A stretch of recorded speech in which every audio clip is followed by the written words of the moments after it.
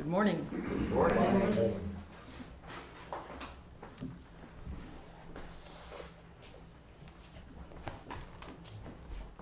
So I wrote a couple of notes after coming up with ideas and discarding them one after the other. I don't know how many I went through, but there were a lot. And it remains to be seen how you'll feel about what I decided. So I think I may have mentioned when I gave my Way-Seeking Mind talk that it's exactly 20 years ago that I was ordained in 2006 as a priest by Tia Strozer. And I was at Tassajara, but I went to City Center to be ordained. Went back to Tassajara to proceed to have the first practice period as a priest, which, if you ask Greg Fain, who was, I think he was the director, or he wasn't the director. He was handling all the maintenance at the time. I think that was it. Anyway, Greg was also a priest, and we sat across from each other in the Zendo. And I gave him many a laugh in how I handled my robes and my bowls and my utensils, and pretty much anything I did, I thought he was going to fall off the ton. He was laughing so hard. But such is the life of a new priest. And I remember Tia sending my Dharma brother David and I copies of little cartoons she'd made about her struggles with all that extra cloth and stuff that you have when you're a priest. I mean, one of the most absurd things you get in your oryoki if you're a priest is this weird little piece of wood called the waterboard. And it is its own form of torture. Because if you sit in a chair like I do, although I didn't always then, but your napkin's on your lap, and that's fine, that's cloth, but the waterboard is this little lacquered piece of wood. So it slides right off. During a practice period when Reb was there, it slid off my lap in the same meal, no fewer than 3 times. And the thing is, when that happens, oryoki comes to a complete halt, because you have to sit there like this, waiting for the soku to notice that you have a problem, although they've heard the noise, so they know there's something going on. And they have to come over, and you bow to each other, and then you point to where your utensil is lying on the floor, alone and helpless, and they pick it up. They take it to the altar, and meanwhile you just sit and gusho, your food getting cold, and they incense it and bring it back to you. And if it's your spoon, they don't clean it, so you eat with it, or your chopsticks, but mine was the waterboard, so it was useless except for tormenting me. And then you bow to each other again, and you put it down, and in my case, you wait for the next drop, Anyway, so there's a lot of extra stuff when you're a priest. But in that practice period, right after I was ordained, it was led by Linda Ruth Cutts, who was the abbess at Green Gulch at the time. And she wanted us to study Shantideva's The Way of the Bodhisattva. And we were using as our primary study book Pema Chodron's new book called No Time to Lose, which for some reason now has a new name and a new cover. So when I saw it online, I was like, is that the same book? And then it said, formerly known as No Time to Lose. And I thought, okay, well, design. But it was, I studied it then, and I studied it again later at Naropa when I was doing a Master of Divinity there. And I studied it there with Judith Simmer Brown, and she and Linda Ruth were both, they liked this Shastra. It's called a Shastra. It's a Mahayana form of writing, and it's a form in which someone writes sort of a commentary or a guidebook. I mean, the way of the Bodhisattva, so this is how a Bodhisattva lives their life. But it's also, if you want to use more modern terms, it's their take on the teachings. It's their understanding of what they've been taught. And it's their chance to say what they think. And I kind of like that idea. I thought, I want to write a Shastra someday. And I thought, when I went to Naropa, I thought, well, I could write a Shastra for my thesis. But I ended up not doing that because, Vasubandhu and Yogacara sort of reeled me in, and I didn't do that. But I did write one eventually. I wrote one when I was at Tassajara for the second time. And it was a difficult time for me. And I had actually, at that point, I started it in the summer. I finished, well, as far as I got, I finished later. But and I had stopped wearing my robes at that point because I felt something had happened. I had been involved in something that I felt not right wearing my robes, because I felt I had caused harm to somebody, not intentionally, but nonetheless. And so I was writing this Shastra a lot about what it means to be a priest when I had put my robes away with my teacher's blessing. And I'm going to read a little bit of it. It's a lot, not a lot. It's a lot longer than this, though. But this is less than 3 pages, and they're short lines, so it's not real long. But I called it Tassajara Shastra. And it was, at that time, pretty much my understanding of the teachings I'd been given and how I fit in with them. And I'll talk more after this, but I just wanted to share this with you because everything I tried to come up with as a Dharma talk before this was what somebody else had written. And I just couldn't do it because I kept thinking, I don't have anything to say that's worth hearing about this. But this, I wrote it. So I can read this and I can say something about it, and this is my experience of the teaching. And so take it for that. It was written in 2013 and revised a couple times since then, but that's 13 years ago. And needless to say, I have learned a few more things in the meantime. But I think the questions I ask in this are still pretty good questions. Tassajara Shastra. Aching hearts everywhere, including mine. How can I hold all of them without my own heart breaking? Hold them in hands that tremble with the knowledge that no heart is big enough. Only the promise was given, the vow taken, the unmakeable, unbreakable, unmistakable vow, in faith that we are Buddha.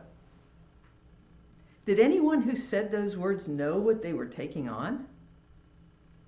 Innocence speaks the words, in faith that we are Buddha. Innocence takes the precepts, every one.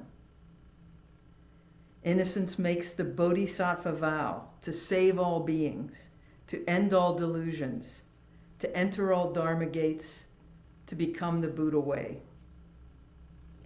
In innocence and in ignorance, words, actions, energy cause harm to another.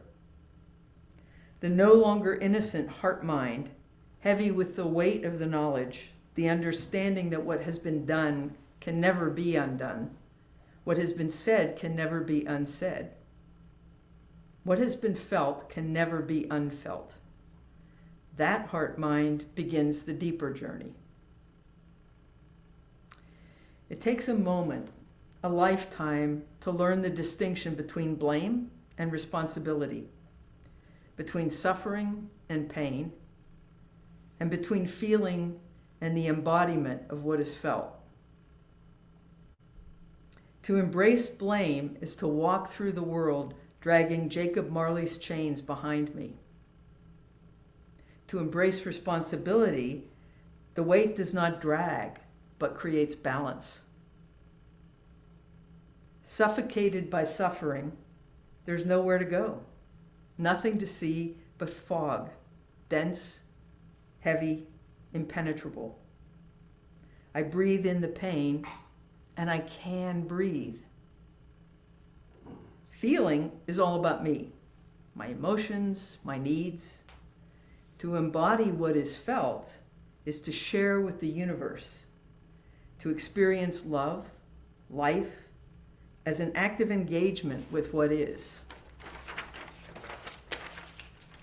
No matter how deep the journey takes us, there's always another level, something deeper as yet undiscovered, like an unending slinky that spirals on with infinite depth. Let's face the music and dance. What does it mean to be a priest? No, really. Not the words everyone says, the party line. Why take the vows? How are they really different from the lay vows? Same precepts, same bodhisattva vows, same ceremony, just a few extra pieces. Why is it different? How is it different? Some say they are the same vows, but a different level of commitment. So the layperson only sort of means it? No. Not true at all. Different level of accountability? Maybe, but to whom? If it's accountability to oneself, then how could it be different? If it's to others, then it's really about expectations. Ah, there's the rub. The expectations for a priest are different. When you've fallen short of those expectations, when you can't envision standing up as a priest, is that when you face the music and dance? Is that what it means to be a priest? To stand up when you don't know how? And it feels terrifying to face the music of your own heart, which beats in a rhythm with the hearts of all beings, a symphony of hearts, in which we all face the music and dance. There's still nothing here that is priest except expectations. That's not a reason to become a priest. Being a priest cannot come from outside. What is the inner impulse that compels one to put on the okesa? What can one do as a priest that cannot be done as a layperson? You can teach as a layperson, but not ordain. When I asked to ordain, I wanted to carry on the lineage, that's true. But at the time, I also wanted to teach, to embody my teacher's teaching. And I wanted to start over, to be someone else, and shed the person I loathed forever. And that part didn't work. When it was clear that ordination was not a magic transformation into someone else, into my teacher, I felt cheated. It was yet another step on the lengthy and challenging path of learning to love myself. Learning to love myself was the only way to embody my teacher's teaching. Whether a priest or not, isn't the lineage carried on by how one lives life? Am I only a disciple of my teacher if it says so on a piece of paper? All my life I've questioned pieces of paper. One long ago summer Sunday, Eileen Minnock and I sat at the kitchen table in St. Teresa's Rectory with Father McCarthy. I questioned the value of a marriage license. It was only a piece of paper. It was the late 60s. And at the age of 11, I wanted to know how a piece of paper could mean so much, have such value. Father McCarthy spoke to me as if I were 21 instead of 11. He said it was not the piece of paper in itself that had meaning. It was the intention, the commitment that the paper represented that had meaning. I understood then, as I understand now, the truth of what he said. If one's actions and life belie the words on the paper, then it is meaningless. If there is no paper, yet one's actions and life embody intention and commitment, there is still profound meaning conveyed. If one's actions and life embody the intention and commitment on the piece of paper, then the paper and the life bear mutual witness each to the other and make a powerful statement. The statement is a statement to oneself as much as others. An affirmation, the unity of the ultimate and conventional selves, the intention, the commitment, the piece of paper. No separation. Indivisible, immutable, inconceivable. So that was a lot of what I felt about what it means to be a priest. The question I had about why the vows are more important or seem to be a bigger deal for a priest than for a layperson came up when I was a layperson, clearly. My second year at City Center, and they were doing a practice period and intensive on the Tenzo Kyokun, and I have no idea how it came up, but Tia and Blanche was the abbess at the time at City Center. Tia was my teacher and also the head of practice at City Center, also known as the Tonto, not in the Lone Ranger sense. And somehow it came up, and I raised my hand and I asked that question. I said, we all take the same vows. I said, we do the full moon ceremony. Everybody takes the same vows there. Why are the vows of a priest more important than the vows of a layperson? And Tia, of course, enjoyed that immensely because she always liked anything that questioned the status quo and made people think about what they were doing. Blanche, on the other hand, was not amused. And I know in her mind she's thinking, oh, it's always Tia's students who do this. Yeah. And it was probably true. But no one really was able to give me an answer. But Tia was the only one willing to keep talking about the question, which is why she was my teacher. Because I could always ask her anything, and she took it seriously.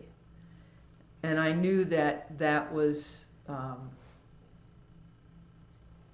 as much a part of her teaching as any text anyone else would ever write. But the texts are important. And one of the reasons I thought it was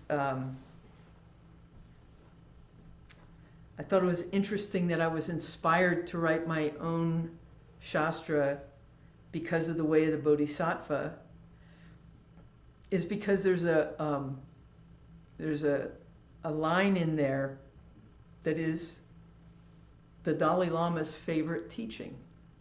And I'm going to read it to you because every time I've remembered, oh yeah, that's his favorite teaching, I look at it and I think about the simplicity of it.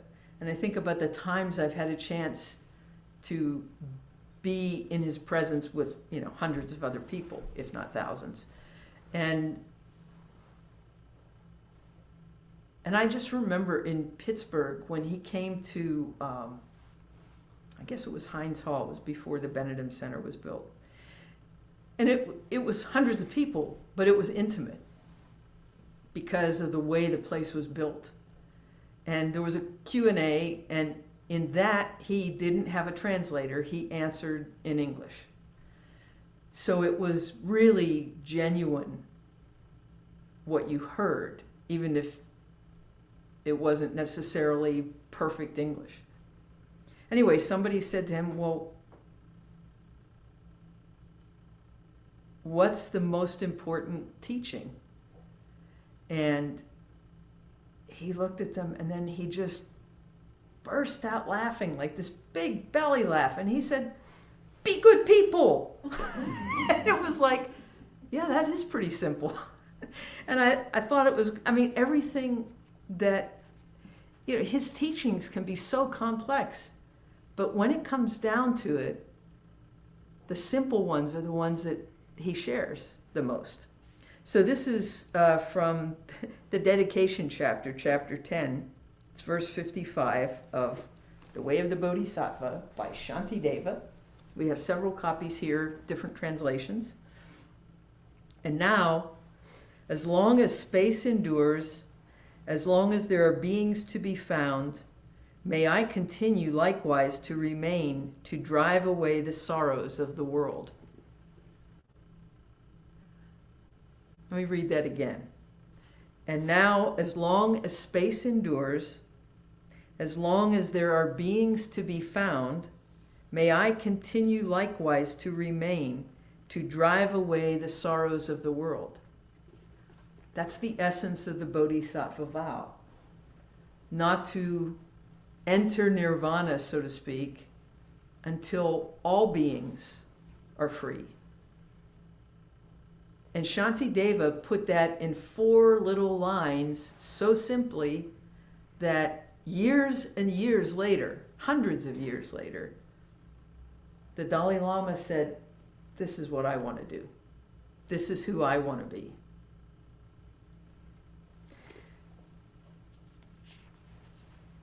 And I think that's actually kind of a great expression of what it is to be a priest. I mean, ideally, if you're a priest, you want to be a bodhisattva. You know, you want to free all beings. You want people to be happy, and you want to be part of helping them be happy. And I thought about, what does that mean for me? And I looked at this past week and what I've been doing,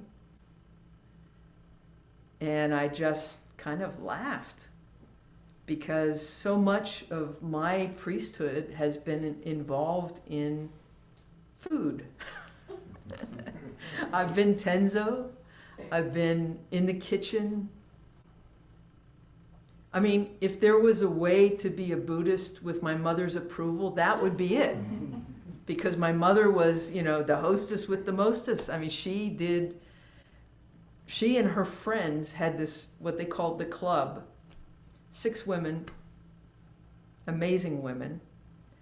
And once a month, they would gather at somebody's house, and they would take turns making something for the group. And it was, of course, a way to just get together and have a gab session and, you know, be away from their kids for a night and let their husbands take over. But it was also a chance to cook for each other or to make something for each other. And actually, I didn't know until my sister, you know, we've known these people, the kids of these women, all our lives. I mean, they're all our ages. I think that's why all the women got together in the first place. And my sister got together with 2 of the boys. Well, they're no longer boys. I mean, they're grandparents now. But Keith and Gary met her for lunch one day when she was in Pittsburgh. And so Lorraine and Rita and my mother were represented at that table. And Keith pulls out a notebook. His mother went home from each of these events and wrote down whose house it was at, what they made, was it successful, which I thought was hilarious. And then, you know, just comments about anything exciting that was discussed that night. And I thought, yeah, you know, I mean, I don't keep notes like that, but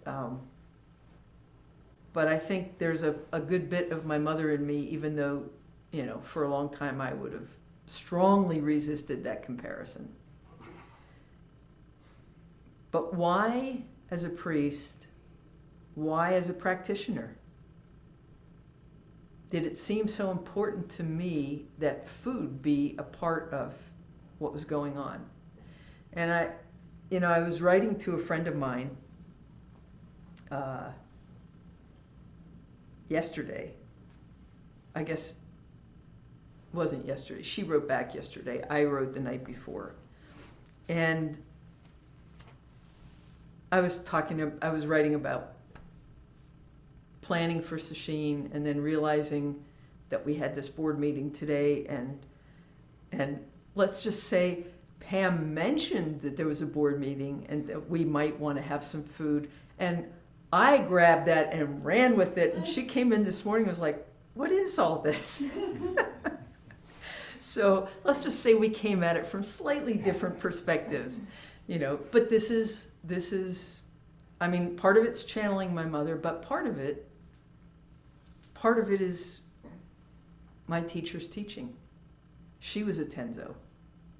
And if you look in the kitchen, you'll see there's a picture on the refrigerator. A very young Tia on one side, and the wonderful Isan Dorsey on the other side. Who knows who Isan Dorsey is? Does anybody? You do, of course you do.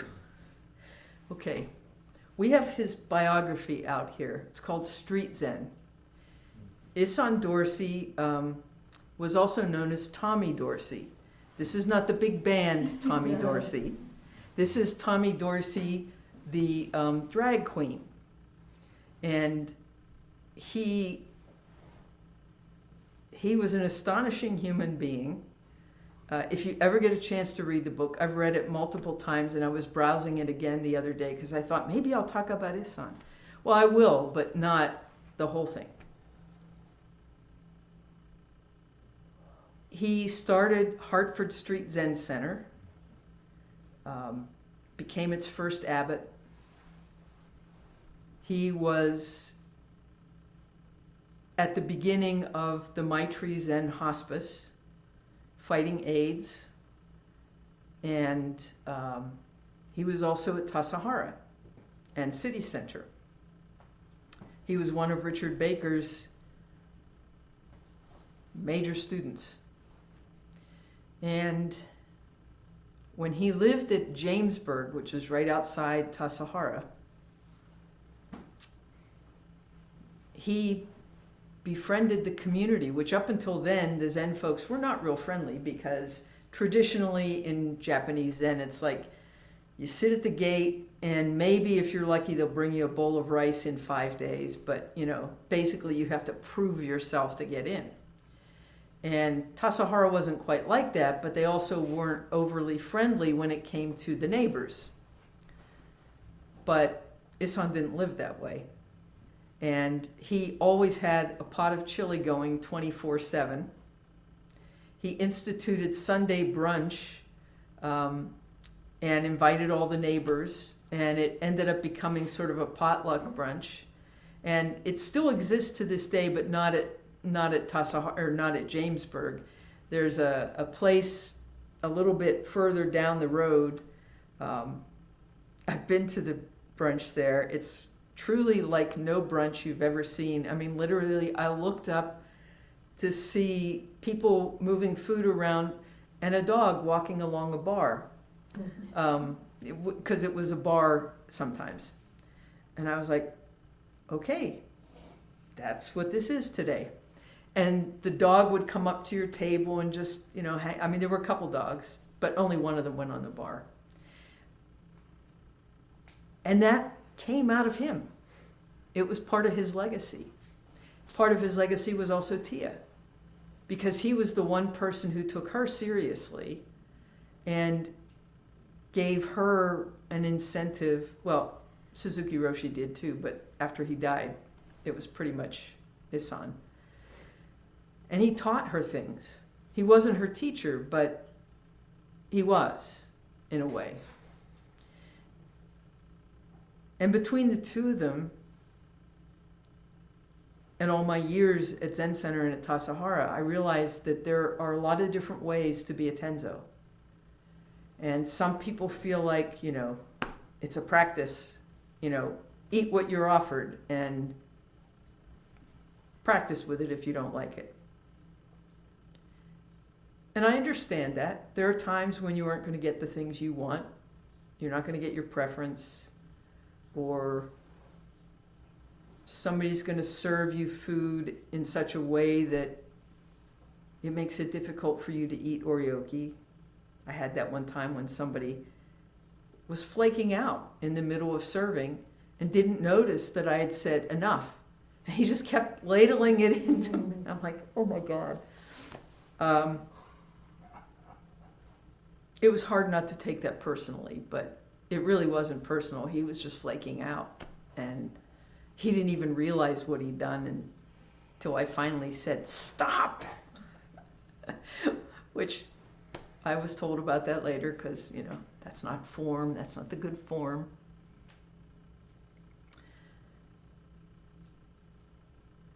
But the kitchen and food, when I was Tenzo at City Center, I said, the kitchen is not, it's not about the food, but it isn't about the food. It's about the people. It's about how they feel about what you're offering and how you're offering it. And how you're offering it matters more than what you're offering. We had a guy who worked there who was not part of the Sangha. He was our maintenance guy in the city, and he was brilliant, but he was pretty crotchety. And there were a lot of reasons for that, which I heard over the years, because he and I got along extremely well, because I listened to him. And I mean, I didn't just listen to him complain. I listened to him.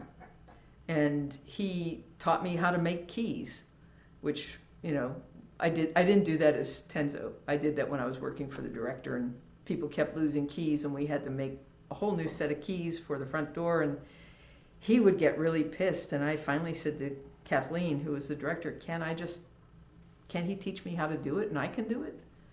So I learned how to make keys. And he appreciated that I thought of that, and that I was willing to do that. So when I came in as Tenzo, he was one of the first people I went to see. And I said, John, what do you like to eat? And he looked at me like I was out of my mind. And I said, what, you don't have any favorites, or you don't like anything we do, or you want meat? I can't do meat. And he just shook his head. He said, I've been here more than 20 years. You're the first Tenzo to ask me that question. And I was like, well, I guess they never met my mother. And I was kind of grateful for how she taught me, because it built a bridge with him. It mattered to him that we cared. And I don't mean just me. I made sure the crew knew the things he liked and the things he didn't like. And I said to him, I won't always be able to avoid the ones you don't like. I think borscht was the one he couldn't stand. But we had a couple people who really liked it, so I said, I'll try to have something good on that day that you can have instead. Something, anything. But I also noticed, I watched people, and I watched them over the years, even when I wasn't the Tenzo. I watched how people acted about things. And I noticed that people like to have choices when they eat. So I made the effort to do things like the burrito night that was always incredibly popular because everybody got to put what they liked on their own food. Or even the night that I hated, but everybody else liked it, the I'm trying to think, udon noodles and broth. Not my favorite dinner, but it was because you could, you had all the little condiments that could go in, so you could play with your food. And everybody loved that night, except me, and I would go out for pizza after I served the meal. It's a way of caring. And what my friend said in her email, or her message, she said, it sounds like your planning for Sesshin is monastic, maternal, and managerial. And I thought about that, and I thought, okay, now I have to look up the three minds that Dogen talks about. I'm not a, excuse me, I have to beg forgiveness, but I'm not a big fan of Dogen. I find him so dense, it's unbelievable. But Tenzo Kyokun is not as dense as that. So, and I guess because I lived a lot more of that part of his teaching, that I connected with him more. So maybe if I lived some of the other stuff more, I would understand. But, and maybe it's just my mind and Dogen's aren't exactly together. But the three minds, the joyful mind, when I read about it, I realized that that's the one that's the managerial. That's all the officers or the leaders of the community taking care of everybody and as he's saying, doing it with a joyful heart. Trying to. Doesn't always work. But, you know, these are aspirational things. The maternal is also parental mind, or Daishin likes to use grandmotherly mind, which I think is actually a pretty good way of putting it. But there's also nurturing mind. And I think nurturing mind is, I do tend to think of that being more grandmotherly. And then magnanimous mind, or big mind, you know, sort of the universal mind. But they all belong in the kitchen. And I realized that that's what my friend was saying without even referencing Dogen. You know, she gave me equivalents for each one of them. I was like, not bad. And I guess for me, this is a big part of what it is to be a priest, is to not ever have a defined and permanent answer, but to always question. What is it to be a priest today? Today, for me, it's wearing a rakusu, not an okesa. I still have my okesa, but I put it away because I felt it created too much division for me. I don't want to be someone above other people. I want to be right down in the muck with everybody else because my life is pretty mucky. So I think I'm going to stop there.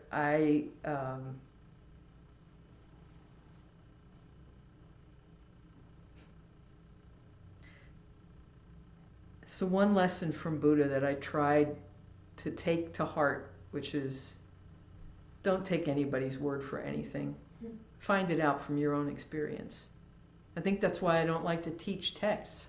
If I teach something that I wrote, or I share something that I wrote, I can get behind it because it's me. And I can say, yeah, I know this is what I meant at this moment. It's like the Vasubandhu we're studying on Tuesday nights. I mean, I'm relearning it as we go because I'm realizing, oh man, that was weak. You know, well, that was a bad choice of words because I'm a different person now. So if I ever start sort of claiming this is it, other than Buddha saying, figure it out, you know, let yourself experience it and find your truth that way. I mean, that's pretty much, well, and in faith that we are Buddha. Because that's the thing, as a priest, as a lay person, as anybody who ever takes the Bodhisattva vow in a full moon ceremony, it's hard to believe that we're Buddha. We want to think better of everybody else, but not of ourselves. And we are. We're just not perfect Buddhas. We're perfect in our own way, but we still have things to learn. We still have mountains to climb, valleys to fall down, streams to cross and get wet and stumble on the rocks, and so we might as well stumble together.